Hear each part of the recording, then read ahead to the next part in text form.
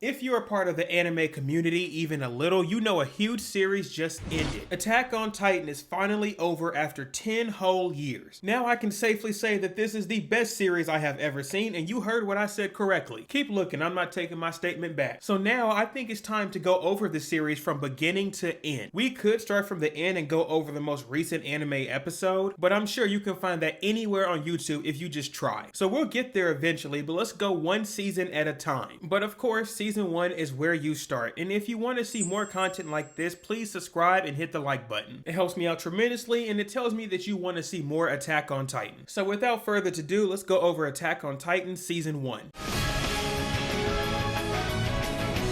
Now, for the sake of telling the story, I want to act oblivious as if we don't know what's going on. Therefore, if there's some crazy foreshadowing, we won't talk about it. Maybe a hint here and there, but I don't want to spoil anything. And as you can assume, within Season 1, we're in the complete dark. Season 1 starts us off with a civilization called the Eldians. These people have dedicated their lives to live within the walls of Maria, Rose, and Sheena. Now, of course, this Trump civilization does not choose to live within these walls. Unfortunately, outside of these walls, there's a man-eating being that loves to eat people. Of course, that's what man-eating means. These beings are called Titans, and they usually don't have a lot of sense. Titans choose to prey on humans just because they can. Where do they come from? What are they? We really don't know. But it's safer to be inside the walls instead of out there. And as you can assume, the closer you are to the epicenter, the more likely you're safe or rich. And now that brings us to our main cast, Eren, Armin, and Mikasa. Our main three protagonists are young kids that wish to see outside of the walls, hearing stories that their local heroes get to travel outside the walls and see the world to its fullest. So of course, as a kid, you would dream that too, why wouldn't you? Well, that is until this happens. One crazy dramatic day, a colossal titan appears out of nowhere. Note that majority of people have never seen a titan this big that can peer over the wall. But you see, this titan chooses not to go for the people, but instead kicks a hole in the wall. By doing so, other mindless titans are now within the walls and able to attack civilization. This is basically an apocalypse because now you have to retreat. Running closer towards the epicenter and also trying to save your family at the same time is kind of hard. And sometimes you're not able to save everyone. Within the first episode, we're shown that our main protagonist loses his mother. And even characters that are supposed to be your hero cannot always save people too. It's very sad, and this really drives our main character Eren towards revenge. But also, there's not just the colossal titan that can appear and disappear at will. Another armored titan appears that's able to break through walls himself. Both of these titans are considered abnormal at best, and really both of them cause immense panic for the Eldians. Moving along, our main characters realize that this is no way to live. Being fearful of what's outside the walls is not freedom, and plus civilization cannot continue if you don't have food, water, and shelter for everyone. So as our main three protagonists get older, they decide to join the Cadet Corps. Now what is the Cadet Corps? Oh, it's just the main thing you do to fight back. Using this mechanism called ODM gear, you're able to maneuver around the skies. Latching onto things such as trees and buildings are a cinch, but being able to fly around is not going to kill a titan, so instead you'll have to use these cool knives. With these blades, you're able to cut through a titan just like he's butter. But the training corps also knows that there are vulnerable spots for a titan. Around the nape of the neck, one slice is able to kill any titan there is. And if you're able to pass this training corps, you're now able to choose which route you want to go. If you choose to go towards a military regiment, you're basically a policeman. Making sure the citizens within the walls are safe is your job, and being a part of the military is considered prestigious. As long as you're keeping peace within the inner walls, you're doing your job. The next group is the garrison regiment that has multiple jobs. This group is very similar to the military regiment, but they're more protective of the walls. Usually if titans are getting close and they gotta get rid of them, that's their job. Basically, they're a better version of the military police because the military police are just, you know. Finally, you have the more exciting group called the scout regiment. As a scout, your main job is to seek further expansion for the human race. Doing things such as reclaiming area or searching past the walls is your job. Overall, you need to make sure the civilization is not shrinking. And of course, because you're the combat unit, you're more likely to die. Now let's take a breather for a second because what happens next will not make sense if you're a first-time watcher. It's also very pivotal to what happens towards the series in the future. So stay with me because if you can't, you're going to be lost. One day while Eren and company are doing some chores, the colossal titan reappears. This time the colossal titan makes it pretty clear that he can appear out of nowhere. And also another thing about this titan is he seems to have intelligence, specifically choosing to knock out the cannons that could cause him harm. Besides its enormous size and red body, it seems to be better than others. Of course, our main character cannot help himself and has to get a fight in, but the most important part of this scene is he ends up breaking another wall. And of course, just like years ago, more Titans are able to reach the civilians. It's a terrible situation, and now our main characters have to fight instead of just running away. And really, a lot of characters have their moments within this part. Mikasa does what she does and knocks down Titans left and right. Armin struggling to find his confidence within himself, but also makes some very smart plays later on. But here's where the kicker comes in. Because some trainees are supposed to protect people within the walls, they're first up to bat. And during this time, we see some of them get absolutely wrecked. And not only were these no-name characters obliterated, our main character Eren was kind of destroyed too. It even got to the point that we saw Eren literally get devoured by a Titan. For most shows, this would be over. Good game, GG, we lost. But suddenly, the plot armor starts to kick in. In some way, shape, or form, Eren not only survives this, but he turns into something new. For the first time in the series, we see a human turn into a Titan. Not only did he turn into a Titan, but he's able to fight other Titans and they want to fight him back. It's almost as if they can tell that he's not like them. After pure exhaustion and there being way too many Titans for Eren to take, he eventually has to get cut out of his Titan form. But we also have some time for other characters to do something important. Because there's a low amount of gas for the soldiers to use, they have to plan around the Titans and defeat them. This is where Armin kicks in with his big brain plays and really saves everyone. But just because they're able to get rid of a few Titans and can get Eren out of his Titan body, it does not stop the others around the city. Now at this point, we enter some major players of the series. After the city's been ransacked, now it's time for the scouts to enter the fray. Again, these scouts are usually tasked to go past the walls and try to expand, but you know, they just do the other regiment's jobs too because they can't do it. And for the sake of time, we're going to pay attention to two characters here, Hanji and Levi. Both characters that will play an important role in the future. After the scouts are able to get rid of the Titans for the time being, it's now time to focus on Eren. What is he and how are you able to transform? It makes you wonder, are Titans actually people in disguise? And because they're so dangerous, you really can't trust Eren, who just proved he is one.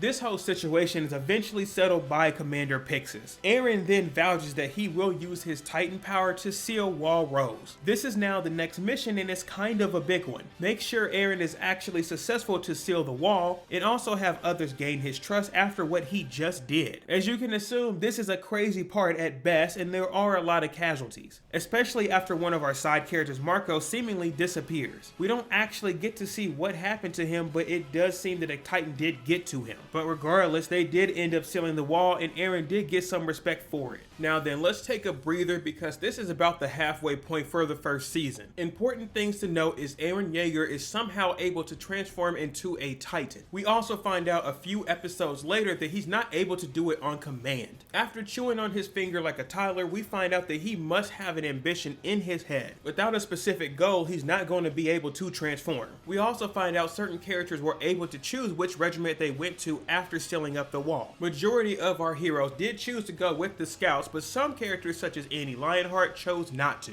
And overall, it kind of makes sense. Why would you put your life at risk when you can choose the safer route? Or maybe you have another goal, who knows? But during this time, Levi promises that he will have his head accountable for whatever Eren does. After an annoying court matter, they decide that Levi and his squad can take care of Eren if he does go the bad route. And plus, Eren is able to become a scout as long as Levi is around him at all times. That being said, this leads into the scout regiment's duties. Hanji is our main professor of the group, and her job is to make sure we can study the Titans, doing research such as what they like to eat and seeing their sleep patterns, etc. Of course, we find out a couple of important things such as the Titans are not active at night. Well, at least they shouldn't be, and also they're more interested in getting a human instead. So the question becomes, do they have some type of intelligence being less active at night and also choosing to go for humans? During the time we're finding out this information, someone comes by and kills the two Titans under surveillance. But from what we know of Titans, they're not going to choose to kill each other. In large, it makes more sense that the Titans are not the big baddie here, but instead it's a person. And no, those are not my words exactly. That comes from Erwin, who is the leader of the scouts. So if it is a person, why are they choosing to do this and why are they out here to begin with? Well, this leads into the final part of season 1. There have been some active reports of a female Titan running around. This Titan seems to have a similar look to Eren with the whole six-pack abs and everything. But most importantly, this Titan is also not eating people. This Titan is specifically catching scouts when they're slacking and killing them off in brutal ways. And mind you, those scouts are the top of the top, so if they're not able to stop the female Titan, then something seems wrong. During a mission to lure out this Titan, our heroes Armin, Reiner, and Jean do have an encounter with the Titan. And of course, it doesn't go as planned. I mean, she's beating everyone else, of course they're gonna get knocked out too. But during this encounter, there's two important things that happen. The first being Reiner is caught by the Titan, however, he is heroically out by his pure strength. I mean, I don't understand it, maybe Reiner's just that guy, who knows. The second important part of this fight is the scouts are told to keep their hoods up so she cannot locate which one is Eren. But during this squabble, Armin unfortunately has his face shown.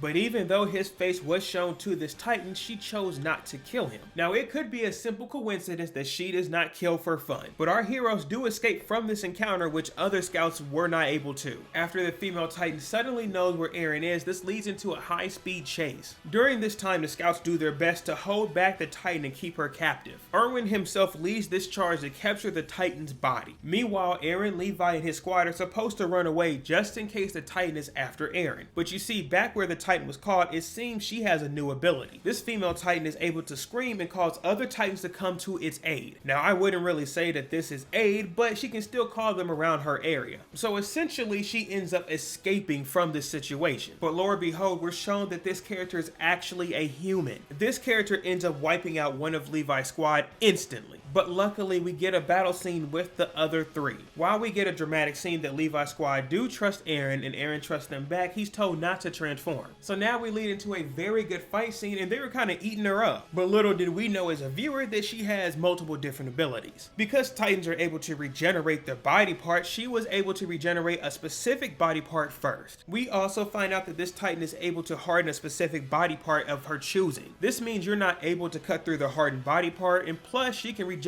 anything she wants. So to put it bluntly, Levi's squad is decimated. This means it's Eren's turn to get into the fight, and he instantly transforms. Of the series, this is our first fight with Titan Shifter versus another Titan Shifter. Unfortunately, Eren can't hold his own because he's not trained to fight. And after catching that big L, the female Titan does her best to take Eren away. Unfortunately for her, you're also against the two strongest characters in the series right now. So they do manage to get Eren out, and the female Titan eventually gets away. But this now leads into a huge reveal. It's about time we figure out who this character is, and the scouts do a pretty good job making a deduction. You see, there is a character that was acting shady for quite some time. A character that chose not to go with the scouts, so she was never under surveillance. This character also turned in Marco's ODM gear, which seemed kind of weird because she didn't have her own, but flat out she also has blonde hair and the same fighting style as the female Titan. We're shown the second shifter of the series is Annie Leonhardt. Records of this character's birth is unknown, including other families, so she came from somewhere else. But after she's been exposed, she has no other choice but to fight or try to escape. Before her transformation, the scouts do their best they can to try to contain her, doing things such as stopping herself from biting or trying to lure her underground. But you see, Annie is smarter than that and ends up transforming. So it's time for our protagonist to do what he's supposed to do and fight back. During this fight, we're also introduced to an anime original where Eren's Titan form gets this red Superman vein thing going on. Honestly, it really doesn't change anything. Eren ends up winning the fight, and distinctively he tries to devour Annie Leonhardt. Could it have been because she's a shifter, or maybe Eren just cannot forgive her betrayal. But alas, she ends up closing herself in a crystal-like cocoon that he can't get to. After the big fight, the city is devastated, and the scouts have to take responsibility for what happened. It's actually crazy to say that you found evidence of what could have been the problem and you're still arrested for doing so. But nonetheless, our heroes are safe, and we find out one of the causes is Annie Leonhardt. And also at the very end of the last episode, we see something kind of weird. When Annie tried to escape, she left holes within the wall. But weirdly enough, when the substance around one of the holes cracks, we see that there's a Titan within the wall. But you know what? That's it. We're going to stop here. There's no more for season 1. Attack on Titan season 1 is very important, not just because it's the introduction, but we're finding the truth of different characters. I mean, before Eren Yeager, nobody knew you could Titan shift. How does it happen and what causes it? Well, that's for another season, so another video. So let's say this, if this video hits 1,000 views or 10 subs, I'll go ahead and start season 2. But until then, I'm gonna take my sweet time because there's a lot more to talk about with this series. And also let me know in the comments down below what you think of Attack on Titan season 1. I want to give a big thank you to all the Patreon supporters, and if you want to become one, go ahead and check this out over here. I greatly appreciate it. And until next time, we just talked about my hero over here. Does this show suck? Let me know. Go check it out. Peace. I'll stay